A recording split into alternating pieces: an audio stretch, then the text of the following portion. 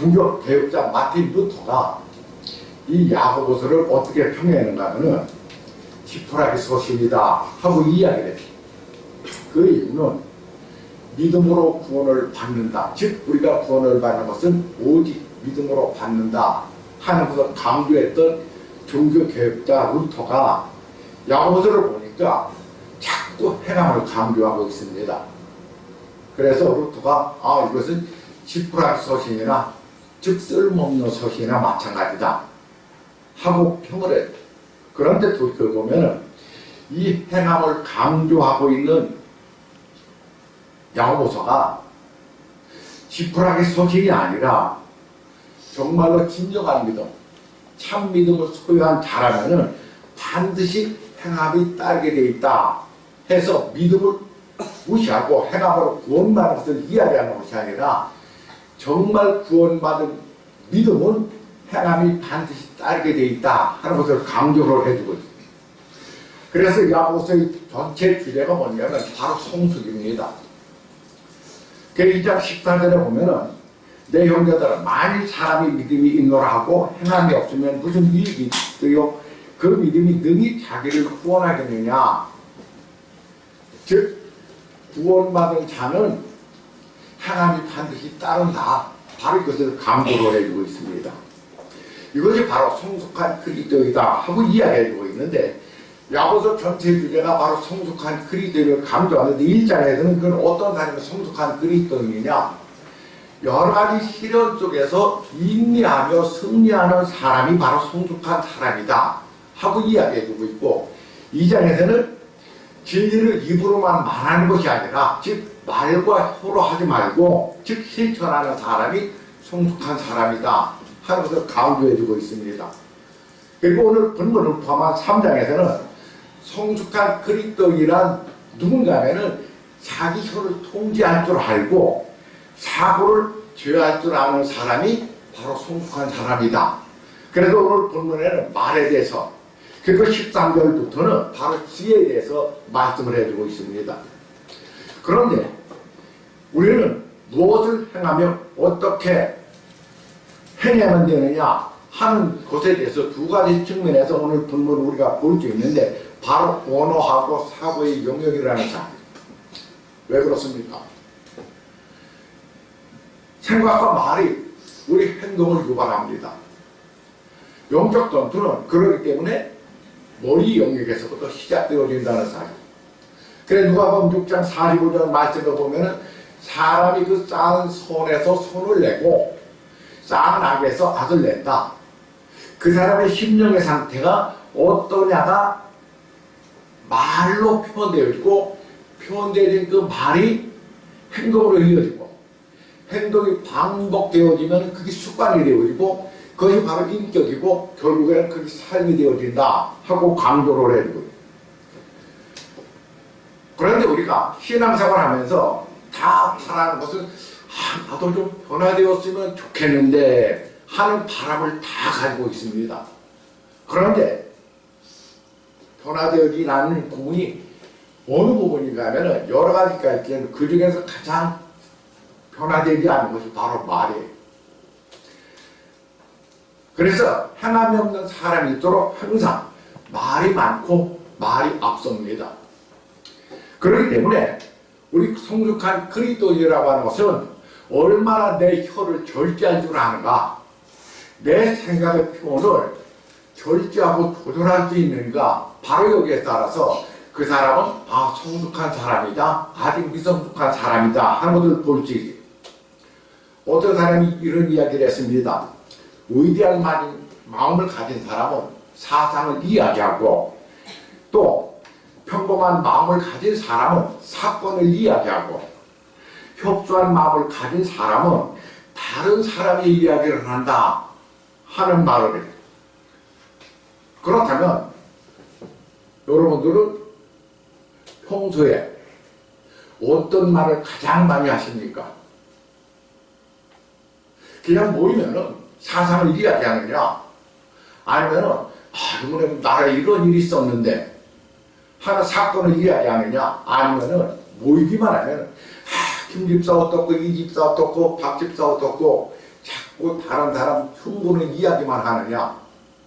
거기에 따라 그 사람의 질이 달라진다는 사실입니다. 그래서 우리는 너무나도 자주 대화 속에서 다른 사람 험담할 때가 많아요. 이처럼 다루기 힘든 것이 뭐냐? 혀라는 살. 말은 한 번 뱉으면 담을 수가 없습니다. 그래서 우리는 말을 할 때 어떻게 하면 조심해서 해야만. 오늘 본문을 설교 주제로 삼은 이유는 뭐냐면 제가 하나님 이번 주에 제가 설교를 해야 되는데 어떤 설교를 했으면 좋겠습니까? 이것을 제가 깨닫도록 해주세요 하고 그러면서 제가 요새 하는 것이 뭐냐면은 성경을 복사를 합니다.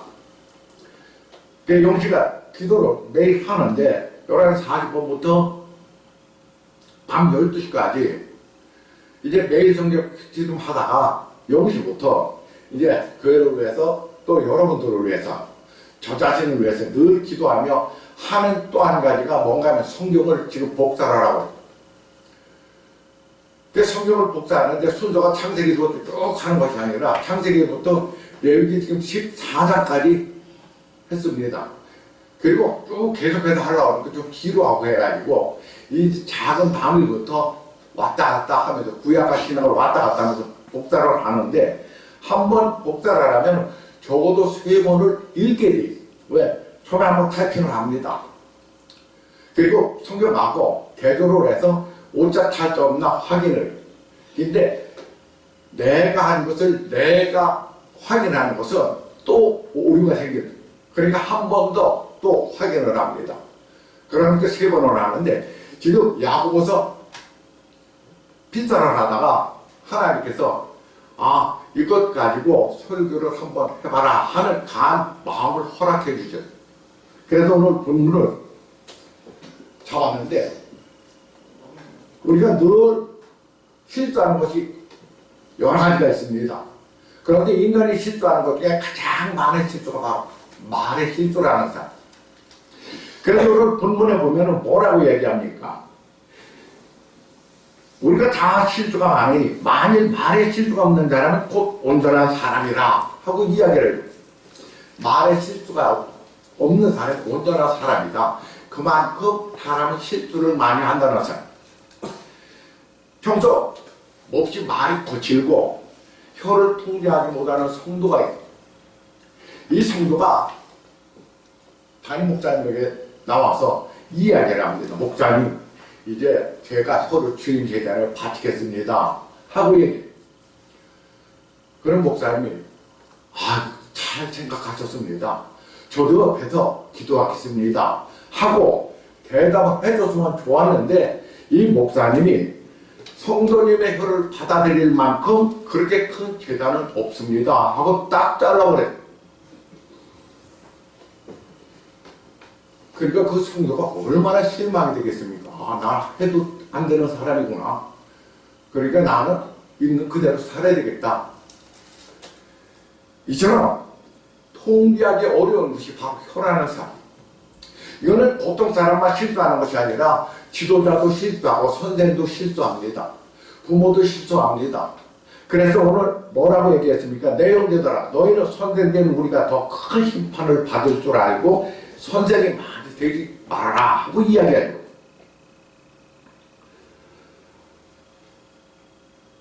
선생이 더 큰 심판을 받는다는 사람. 바로 하나님은 저와 여러분의 각종 다양한 은사를 허락해 주셨는데 그 은사에 따라서 많이 받은 사람은 그만큼 책임 또한 크다는 것을 우리는 기억을 해요. 그렇기 때문에 우리는 더 많은 은사를 사모를 해야 되지만 욕심을 내면서까지 사모할 필요는 없어요. 왜? 그만큼 나에게 따르는 책임이 크기 때문에. 그리고 우리가 교회 책도 마찬가지입니다. 그래서 우리는 어떡합니까? 주어진 대로 감사하면서 한 달란트 받았으면 한 달란트에 감사하고 2달란트 받았으면 왜 누구는 5달란트 주는데 나는 2개뿐이 안 주느냐 하고 불평할 것이 아니라 2달란트에 감사하며 우리가 살아야만. 근데 한 달 남도 받았다고 늘 불평하고 딴짓 하다가 결국 있는 것까지도 빼앗기게 된다는 사실입니다. 오늘 본문의 말씀에서 하는 건 뭡니까? 2절에 보니까 우리가 다 실수가 많아요. 만일 실수가 없는 사람은 곧 온전한 사람이라 능히 온 몸도 굴레시우리라 하고 얘기해요. 여기서 온전해진다는 말은 흠이 없는 완전 무결한 그런 사람이 된다는 말이 아니라 저와 여러분은 천성적으로 태어날 때 죄인의 모습으로 태어나 결국 완벽한 인간이 되어질 수 없습니다. 주님은 이걸 아십니다. 오직 하면은 잠언서에서 전도서에서 주님은 그런 막 지나치게 의로워지려고 하지 말아라 하고 왜? 지나치게 의로워지려고 해봐야 위선자가 되어질 수밖에 없기 때문이다. 그래서 지나치게 의로워져라 이게 맞습니다. 그런데 주님은 지나치게 의로워지려고 하지 말아라 그렇게까지 말씀하고 그만큼 저와 여러분들은 완벽한 인간은 될 수 없다. 그러나 여기서 온전해진다는 말은 뭐냐면은 바로 도덕적으로 원만한 즉 성숙한 사람이 되어줘야만 된다. 즉 상대적으로 더 나은 사람이 되어져야 한다 하는 말입니다. 우리 주위에서 보면은 다른 사람부터 신뢰받고 존경받는 즉 존경까지는 못 받아도 신뢰받고 믿음을 줄 수 있는 사람이 어떤 사람인가 하면 가만히 보면은 확실히 말을 절제해서 하는 사람이에요. 말을 절제해서 할 줄 아는 사람이 다른 사람으로도 신뢰가 높습니다. 또 나가서 존경을 얻을 수 있다는 사람. 그래서 우리 절제가 되어져야 되는데 내 형제들아 너희가 선생된 우리가 더 심판받을 줄 알고 선생되지 말아라. 많이 되지 말아라 하고 유대 사회에서 선생 즉 랍비는 가장 존경받는 위치에 있는 사람들입니다.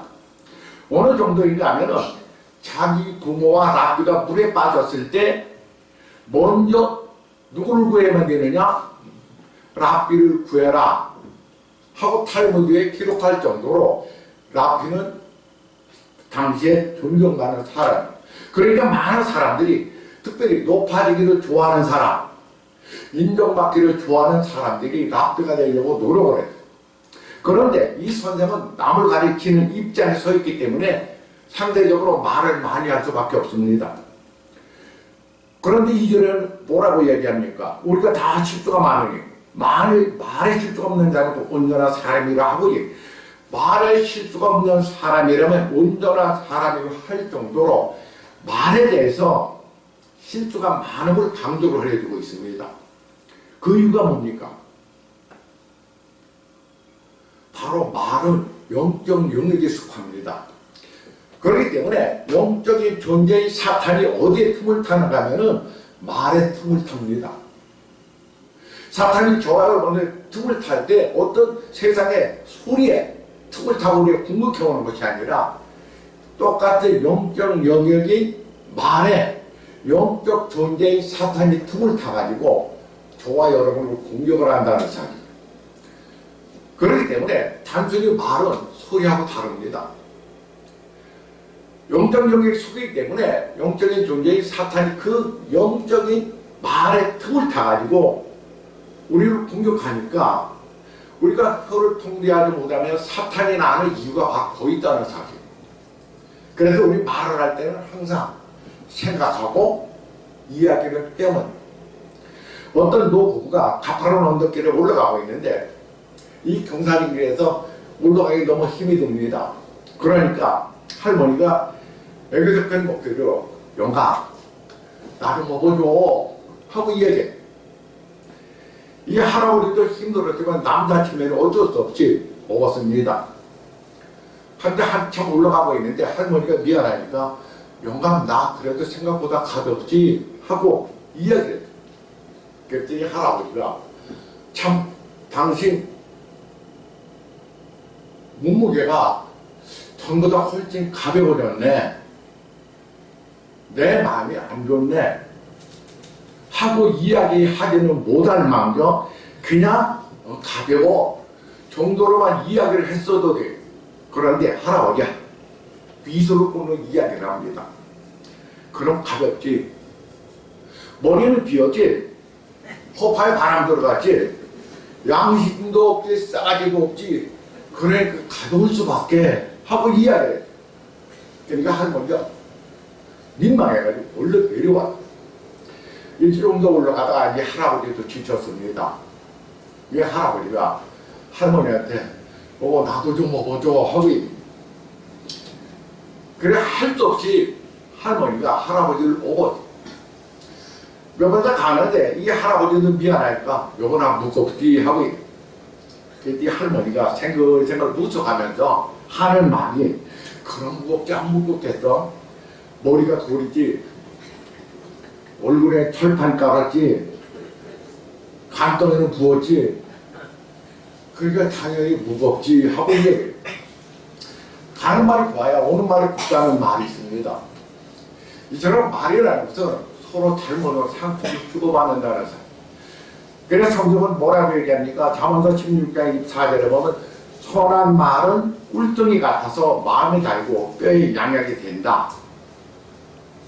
또 잠언서 25장 11절에는 경우에 합당한 말은 아버지에게 은쟁반에 금상하다 하고 말씀을 해요. 바로 이처럼 말이 중요합니다. 그래서 우리가 이 혀를 통제해야 되는데 이 혀를 통제해야 되는 이유가 뭡니까? 우리가 말들의 입에 재갈을 물리는 것은 우리에게 순종하게 하려 하고 그 온몸을 제어하는 것이다 하고 말씀을 해주고 즉 우리는 말에 혀의 이중성을 가지고 있기 때문에 말에 재갈을 물리는 것처럼 우리 입에도 재갈을 물려야만 된다는 사실입니다. 그리고 두 가지 예를 들어 설명을 해주고 있는데 4절은 뭐라고 얘기합니까? 또 배를 보라. 그렇게 크고 광풍에 밀려가는 것들은 지극히 작은 티로서 상호의 뜻대로 운행하라. 엄청난 큰 배도 결국 아주 조그만 그 배 전체에 비하면 아주 적은 키에 의해서 움직여진다는 사실입니다. 또 5절 말씀에 보면은 하반절에 이와 같이 혀도 작은 이처럼 큰 것을 자랑하도다 보라. 얼마나 작은 물이 얼마나 많은 나무를 태우는가. 담뱃불 둘째 하나가 아주 큰 산을 태워버립니다. 바로 이처럼 작은 것이 그 파괴력이 얼마나 큰 것을 말에 지금 적용해서 말씀을 하고 그렇기 때문에 6절에 혀는 그 불이요 불의 세계라 혀는 우리 지체에게도 온몸을 더럽히고 삶의 수레바퀴를 불살아나니 그 사는 것이 지옥불에서 난다 하고 이야기해요. 결국 내가 말하는 것이 자꾸 실수하는 말을 하는 것은 어디서 나느냐? 내가 미성숙해서 나는 것이다. 그렇다면 그래도 좋습니다. 그것이 뭐냐? 지옥불에서 난다 하고 이야기해요. 무슨 얘기입니까? 내가 말을 실수해가지고 다른 사람에게 상처를 준 그런 말을 하는 순간순간 나는 누구의 지배를 받고 있다? 사탄의 지배를 받고 있다. 바로 이것을 말씀하고 여러분들이 만약 누구하고 치고받고 싸운다면은 여러분이 몇 명까지 상대할 수 있겠습니까? 어떤 사람은 1대1 싸움에서도 실컷 두들겨 맞는 사람이 있습니다. 어떤 사람은 1대3 정도는 이길 수 있는 사람이 있습니다. 또 5명까지도 이길 수 있는 아주 쌈꾼이 있습니다. 그런데 인간의 한계는 여기까지. 아무리 싸움을 잘하는 사람도 벌써 다수에 의해서는 버티지 못합니다. 얻어맞게 돼요. 그래서 그런데 우리 인간이 인체의 특정한 부위를 가지고 싸우면은 5명이 아니라 10명이 아니라 100명이 아니라 1000명, 10,000명도 넘게 우리는 그를 죽이기도 하고 살리기도 한다는 사실. 그게 뭡니까? 바로 혀입니다. 이처럼 혀는요 아주 대단합니다. 그렇기 때문에 혀는 반드시 절제되지 않으면 안 된다. 즉 말은 절제되지 않으면 안 된다. 그렇지 않으면 수많은 사람을 죽이는데 오직하면 잠언서 18장 21절에 뭐라고 비교한 죽고 사는 것이 어디에 달렸다? 혀의 본성에 달렸다. 그래 혀를 쓰기 좋아하는 자의 혀는 혀 열매를 먹는다. 즉 내가 다른 사람을 살리느냐 죽이느냐, 그것도 한 사람이 아니라 수십만 수천만을 앞에 두고 연설할 때 우리가 말 한 번 잘못하면 어떻게 됩니까? 그 사람들 다 상처받게 만듭니다. 세상에서 가장 말실도 잘하는 사람들이 누구예요? 정치가들이에요. 왜? 그 사람들은 의도적으로 거짓말을 하다 보니까 다른 사람이 아픔 들고 하게 돼 있어요. 그런데 오늘 본문에 보면은 말보다는 세상에 못된 사람을 들어서 이야기하는 것이 아니라 선생된 사람을 예로 들어 설명하고, 선생된 우리가 더 큰 심판을 받는 줄 알고 선생이 많이 되지 말라고. 왜 그렇습니까? 원숭이도 나무에서 떨어지는데 아직 미성숙한 학생들이 있습니다.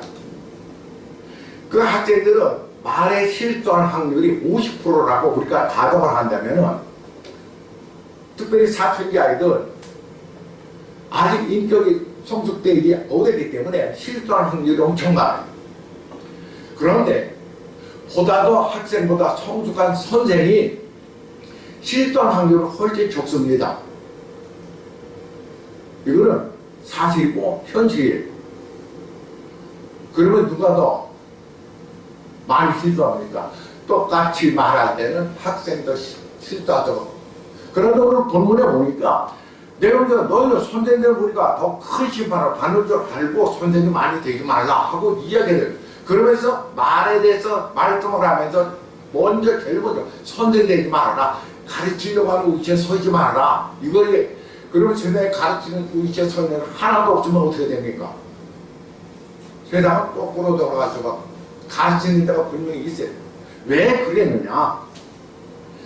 학생이 50% 실수할 확률을 가지고 있는 학생이 10마디 말을 하면 5번 실수를 합니다. 선생은 보다도 세련됐고 보다도 학생은 성숙하기 때문에 실수할 확률이 10%밖에 되지 않습니다. 그런데 문제는 말을 할 수 있는 기회가 훨씬 많다는 것이에요. 그럼 100마디 해가지고 선생이 실수할 확률은 10%면 10번 실수를 합니다. 그러면 누가 더 실수를 많이 했습니까? 학생보다 선생이 훨씬 실수를 많이, 어느 정도 배나 실수를 많이 했다는 것이에요. 그렇기 때문에 우리는 혀를 조심을 해요. 자문서 26장 1절에 나무가 닿으면 불이 꺼지고 말랭이가 없어지면 다툼이 쉰다 하고 이야기해. 탈을 당장에 다 타오르면 불은 저절로 꺼지게 돼. 요 마찬가지로 우리 말을 실수하고 하는 사람들이 말랭이가 없어지면, 말랭이는 말을 많이 하는 사람이 없어지면은 다툴 일이 생기지 않는다 하고 이야기해주고, 그만큼 말이라는 것이 중요합니다.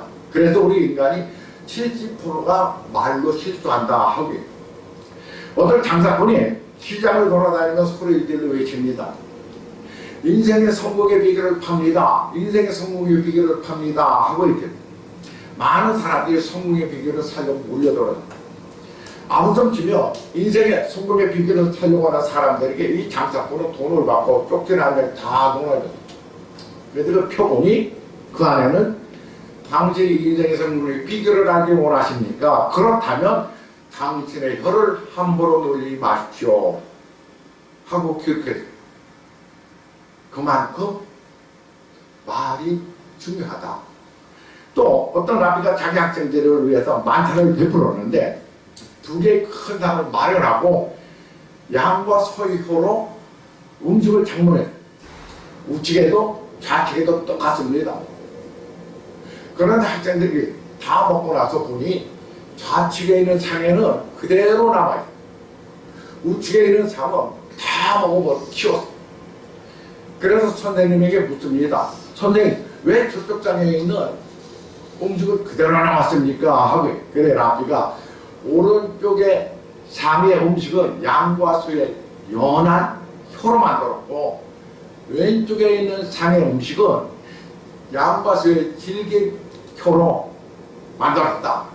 그랬더니 질긴 혀로 만든 상의 음식은 한 번 먹더니 더 이상 먹지 않고 우측에 있는 것은 맞으니까 그것만 다 먹게 되었다. 그렇기 때문에 너희들도 혀를 부드럽게 하거라. 너희 혀가 질기면 아무도 듣지 않는다 하고 이야기. 또 얼마 후에 집에 한 지혜로운 하인이 살고 있었는데 주인이 하인에게 세상에 가장 맛있는 음식을 만들어 와라. 하인은 혀로 음식을 만들어 왔습니다. 그런데 그 다음에 또 주인이 야 이거는 맛없는 음식을 한번 만들어 봐라 했더니 또 혀로 음식을 만들어 가지고 왔다. 그랬더니 주인이 묻습니다. 어떻게 된 얘기냐? 똑같은 재료를 가지고 어떻게 가장 맛있는 음식과 가장 맛없는 음식을 만들 수 있느냐 하고 했더니 하인이 혀라는 것은 좋을 때는 한없이 좋지만 나쁠 때는 그보다 싸고 맛없는 것이 없습니다 하고 대답을 해요. 말 한마디에 우리가 청량빛 갚는다는 속담이 있습니다. 말 한마디에 사람의 인생을 바꿔놓습니다. 그렇기 때문에 우리는 말을 조심을 해요. 왜? 혀에는 이중성이 있다 하고 구절을 이야기하고 있는데 이것으로 우리가 주와 이를 찬송하고 또 이것으로 하나님의 형상대로 지구를 받은 사람을 저주하나니 한 입에서 찬송과 저주가 나오는도다. 내 형제들아 이것이 마땅하지 아니하다. 샘이 한 구멍으로 어찌 단물과 쓴 물을 내겠느냐. 내 형제들아 어찌 뭐가 나오가 감난 열매를 포도나무가 무화과를 맺기를 이와 같이 짠 물이 단물을 내지 못한다 하고 말씀하고 한 샘에서는 단물이면 단물이지 쓴물이면 쓴물이지 단물이 나오다 쓴물이 나오다 할 수 없다. 또 무화과나무가 감남 열매를 맺을 수 있는 없다. 무화과나무는 무화과 열매를 맺을 뿐이고 포도나무는 포도나무 열매를 맺을 뿐이지 포도나무에서 포도나무 열매 맺다 무화과나무 열매를 맺다 그렇게 할 수 없다.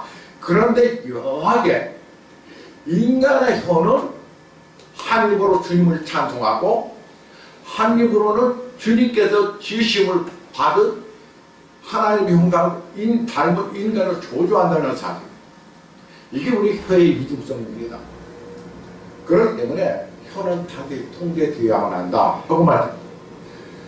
실제로 보니까 여러 종류의 짐승과 새와 벌레와 바다의 생물은 다 사람이 길들이 찢고 길들이 왔거니와 혀는 능히 길들일 사람이 없나니 쉬지 않은 악이요 죽이는 독이 가득한 것이라 하고 이야기해요. 여기서 여러 종류의 짐승과 새와 벌레와 바다의 생물은 이걸 한마디로 얘기해서 애완동물 같은 것도 우리가 길들일 수가 있는데 왜? 길들이면 길어진다. 그런데 인간의 혀는 길들여지지 않는다 하고 여기서 혀는 능히 길들일 사람이 없다 하는 것은 아예 길들여지지 않는 것이 아니라 길은 들어질 수는 있긴 있는데 참으로 어렵다. 바로 이것을 이야기하고 있습니다.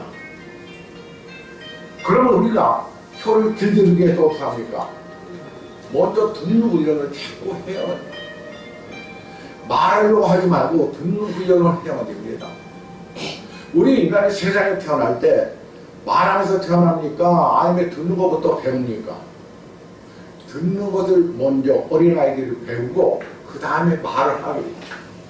우리가 외국어 공부할 때도 정말 지혜롭게 잘 배우려면은 자꾸 말하려고 하는 걸 배우는 것이 아니라 먼저 듣는 훈련부터 해야만 됩니다. 이와 마찬가지로 우리도 끊임없이 훈련을 통해 가지고 내 혀를 길들이는 훈련을 해야만 됩니다. 이것이 어려울 뿐이지 불가능한 건 아니라는 사실입니다.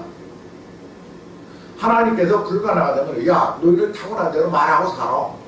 그냥 달아내는 상처를 주거나 말거나 그런 복잡한 관계에서 맨날 지겹고 싸움에 살아라 하고 말씀하시는 것이 아니라 말을 조심하라는 것을 성경에도 수없이 말씀하고 특별히 잠언서에 보면은 얼마나 많이 말에 대해서 말씀하시는지 모르겠어요. 또 야고보서만 봐도 마찬가지입니다. 지금 오늘 본문에서만 그런 것이 아니라 지금 1장에서도 또 이야기해주고 있습니다. 그렇기 때문에 우리는 지속적으로 훈련을 해야만 되는데 그래서 주님께 기도하면서 능력을 공급받아서 우리는 이 끝까지 인내하면서 훈련을 해야만 됩니다. 그러다 보면 바뀌어지게 되어 있다. 또 내 의지를 그러기 위해서는 어떻게 주님께 올려드려야만 됩니다. 시편 19편 10절에 나의 반석이요 나의 구속자이신 여호와여 내 입의 말과 마음의 묵상이 주님이 앞에 연락되기를 원한다 하고 시편 141편 3절에 여호와여 내 입에 파수꾼을 세우시고 내 입술의 문을 지키소서 하고 고백을 해요. 내 입에 대해서 하나님 앞에 대해 맡겨야만 됩니다. 그리고 끊임없이 기도를 해야만 됩니다. 우리가 사람이 환경에 지배를 받습니다. 그런데 대부분 그릇된 말을 하고 부정적인 말을 하고 독이 찬 말을 하는 사람들이 보면은 나쁜 환경에서 영향을 받았기 때문이라서 그렇기 때문에 어떡합니까? 환경 탓해서 되느냐? 탓해서 됩니다. 그러면 내가 바뀌어야 해요. 그러기 때문에 우리가 하나님 앞에 내 입술을 올려드리고 내 입술에 파수꾼을 채워달라고 기도하면서 기도만 하고 목장이 가만히 있는 것이 아니라 내가 말에 실수하지 않기 위해서 항상 생각하고 말하는 훈련을 해야만 된다는 사람. 여러분 여기에 성공하면은 그 사람 반드시 다른 사람한테 신뢰받습니다. 존경받습니다. 우리 주위에 신뢰받고 존경받는 사람 특징이 뭔냐면은 말에 실수하지 않는다는 사람. 다른 사람에게 소망의 말을 합니다. 다른 사람의 의로의 말을 합니다. 그런데 존경받지 못하는 사람은 반드시 나타나는 현상이 있는데 말에 실수한다는 사람. 어떤 사람은 이렇게 이야기합니다. 나는 성격이 급해서 질서적이기 때문에 내가 실수를 하지 마. 나는 그런 직구도 없어. 하고 이야기하는 사람이 내가 실수함으로 인해서 나는 직굿이 없을지 몰라도 이미 상대는 상처를 받았어. 그 책임은 누가 질 겁니까? 그 책임은 반드시 100% 본인이 지게 돼. 이건 하나님이 약속하시는 거예요. 그러면 우리는 더 합니까?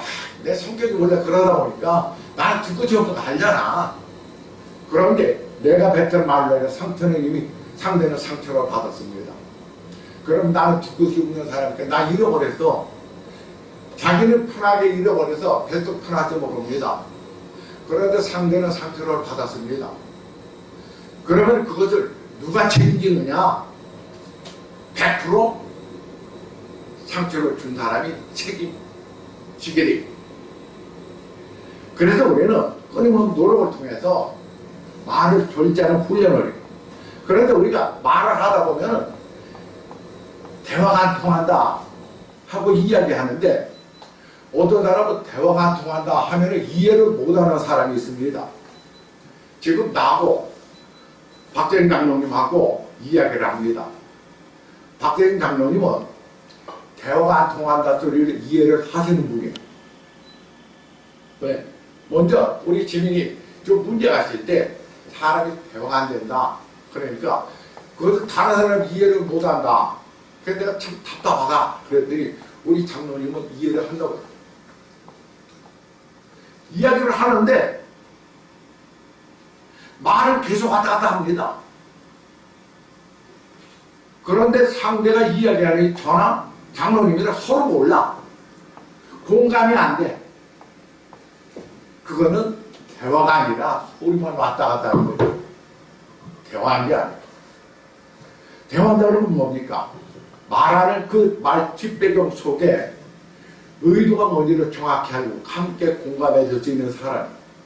그런데 대개 말을 많이 하는 사람이 이걸 못합니다. 그래서 우리가 뭔가 이야기하려고 즉각적인 반응이 나와서 내가 이거 A라는 것을 이야기하면 즉각적으로 목사님 그렇습니다 하고 또 이야기 반응해요. 우리는 상대의 말에 공감을 해줘야만 돼요. 그런데 즉각적으로 반응하는 사람들을 공감하기 위해서 하는 것이 아니라 말을 안 듣는다는 사실입니다. 소리는 지금 왔다 갔다 합니다. 그러다 보면은 공감해주기 위해서는 상대의 말 완전히 끝날 때까지 기다렸다 같이 공감하고 또 그 다음에 이야기하고 하면서 왔다 갔다 이게 대화가 되는 것이지 내가 뭔가 이야기를 하려고 하니까 그렇습니다. 목사님 해가면서 말 끝나기도 전에 말이 나오는 사람들이, 그 사람들은 말을 듣는 사람이 아니라 안 듣는 사람입니다. 뭔가 소리를 듣는데 왔다 갔다 하는데 목사님 나도 그 정도는 알고 있어요. 나는 그렇게 그까지 다 알고 있어요. 하고 미리 단정을 짓고 하는 사람들의 이야기. 그래서 우리가 집에 가만히 이야기를 하다 보면은 내가 뭔가 이야기를 하려고 하는데 중간에 툭툭 반응이 탁탁 빨리 나와. 빨리 나온다는 그거 말고 이 친구가 내 말을 공감해 주는구나. 그것이 아니라 나는 당신 말 지금 안 듣는다. 바로 이것을 표현하는 행운입니다. 그래서 우리가 말 많은 사람들 행동을 뒤따르지 않는 경우를 많이 보게 됩니다. 대개 행동하는 사람은 말을 한 것을 그대로 실천해야 되는데 대부분 보면은 누가 더 행동을 하느냐? 말 없는 사람들이 더 행동한다는 거예요. 그래서 너희가 더 큰 심판 받을 줄 알고 자꾸 선생 얘기 말아라. 가르치려고 하지 말아라. 이걸 이야기하고 있습니다. 여러분 잠언서 10장 19절에 보면 말이 많으면 허물을 면하기가 어렵다. 그 입들을 제거하는 자는 지혜가 있다 하고 제가 학생과 선생을 예를 들어 설명을 해드렸습니다. 미성숙한 학생이 실도할 확률이 훨씬 많습니다. 5배 많습니다. 그런데 실도는 실제적으로 누가 많이 하느냐?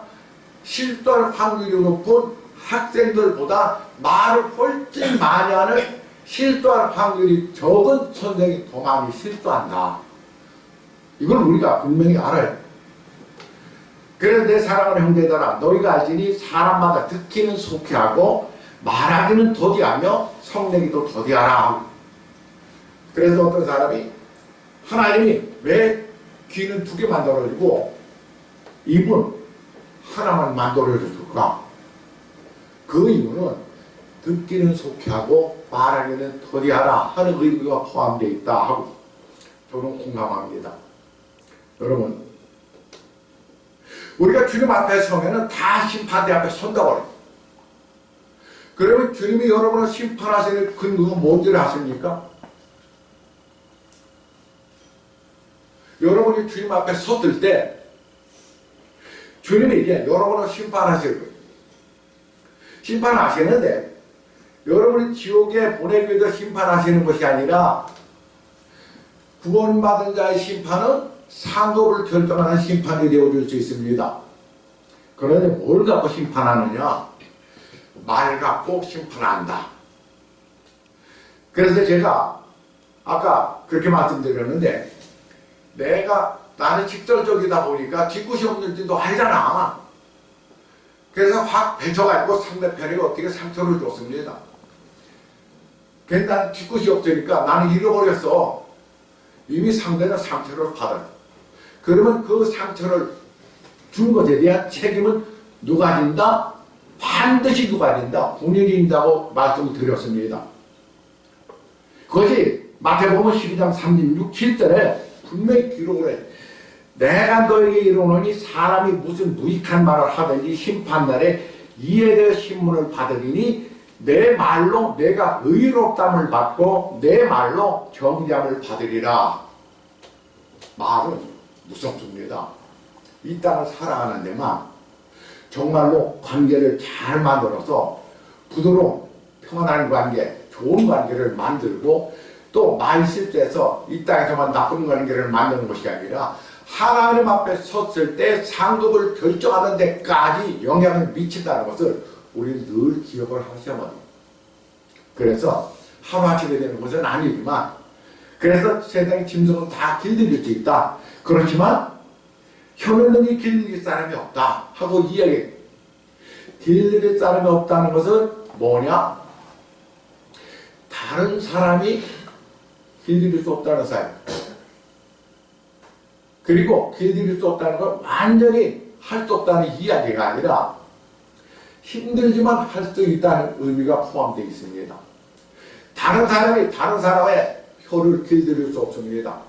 그러나 본인 스스로가 하나님 앞에 자기의 혀를 올려드리고 입술을 올려드리고 파수꾼을 세워서 늘 기도하면서 자기 스스로가 훈련을 하면은 여러분 모두가 반드시 보다 더 성숙한 말, 아름다운 말, 아로새긴 은쟁반의 금사와 같은 말을 함으로 인해서 신뢰받고 존경받고 여러분들을 따르는 사람이 생길 수 있다는 사실을 기억을 하실 뿐만 아니라 하나님 앞에서까지 상급을 받을 수 있다는 소망을 가지고 정말로 주님 앞에 입술을 올려드릴 수 있기를 주님의 이름으로 축복을 해드립니다.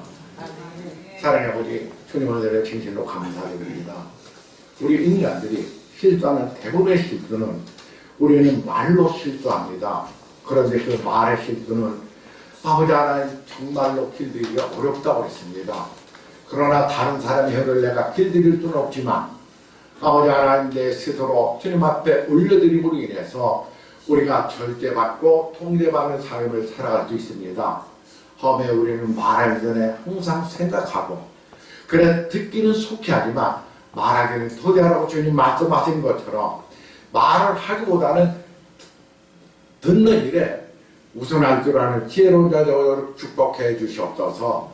우리 혀들을 입술을 주님께서 지켜주시고 파수꾼을 세워주심으로 인해서 항상 말에 실수하지 않음으로 인하여 이 땅에서만 화목한 관계를 만들어가는 것이 아니라 주님 앞에 섰을 때 잘했다 칭찬받는 인생 되어지도록 은혜 내려 주시옵소서. 감사하며 예수 우리 이름으로 기도드리옵나이다. 아멘.